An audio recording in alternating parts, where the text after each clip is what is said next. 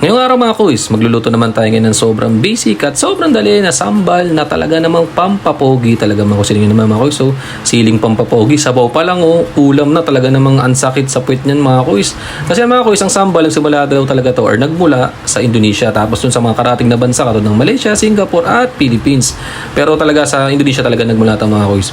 Ang sambal sa kanila mga kuys talagang medyo may pagkaiba dito sa ginagawa nating typical na mga chili garlic oil. Talagang minsan chili garlic oil na nilalagay natin.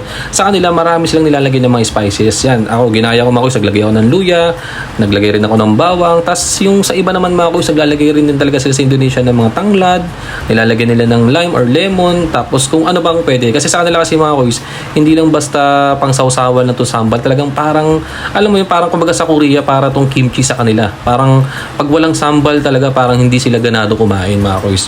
Yun lang yung nabasa ko sa mga iba mga kuys na nakita ko kung ano talaga tong sambal na to. Akala ko basta sawsawan lang or parang nilalagay lang natin sa siomai, hindi pala. Talagang karaano nila to mga kuys, talagang gusto nila laging side dish nila sa pagkain nila to. Tapos yan, naglagay tayo ng bagong dyan mga kuys. Meron din silang nilalagay na bagong. Kasi to, naglagay tayo ng sili dyan, pipirituin din natin yan mga kuys. Alam nyo ba ang sambal mga kuys, sobrang healthy talaga na ito mga kuys. Pero ako talaga mga kuys, pagka mahilig talaga sa sobrang anghang, talaga sa isang araw talaga, dalawa, tatlo ka talaga sa CR mga kuys. Kasi parang ang bilis niyang yun, katulad niya mga kuys, so, binubus niya yung metabolism mo, tapos mga dali siya sa heart. Pero may mga tao rin na talagang mahina din talaga sa mga sili mga kuys. Pero ako talaga pagka kumain talaga mga kuys, kaya pansin nyo, ang dami ko nang nilutong mga version ng mga chili oil, chili garlic oil. Kasi nga, sobrang hili ko talaga sa ganitong mga kuys. Kasi sabi niya, siling pampapogi daw to. Kaya talagang kain ako ng kain palagi. Kaya sana soon, dumating na yung point na yun. Kasi ito mga kuys, after nyan, nung naluto na natin sili, na prito na natin ng maganda-ganda, yan, dudurugin na natin yung mga kuys.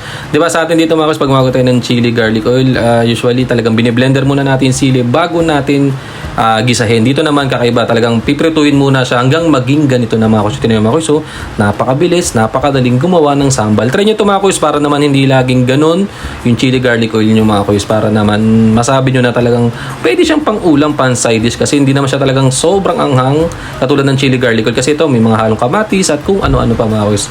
Tapos yan, bagay na bagay ito. Yan, sa ganyan sa Paris. So, babagsakan mo ng sambal mga kuys. Talaga naman, ang sarap mga kuys, lalo na pag ganito yung panahon. Ang lamig, umuulan, tapos may bagyo na naman. Ano pa bang gagawin? Siyempre, higop tayo sa baw, tapos ganyang kaanghang. Talaga naman mga kuys. Mga kuys, nakaluto tayo ng sobrang basic at sobrang dali na sambal. Try nyo mga kuys. Salamat!